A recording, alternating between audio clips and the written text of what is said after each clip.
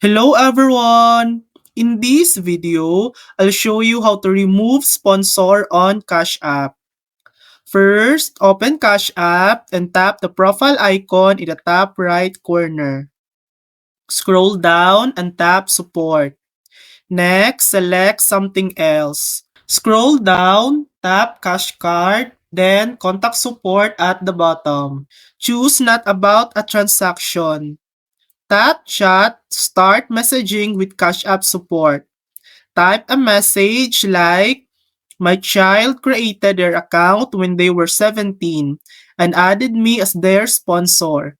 They are now 18 and want me removed as a sponsor. Can you assist?" The Cash App team should guide you through removing the sponsor link. And that's it. That's how to remove sponsor on Cash App.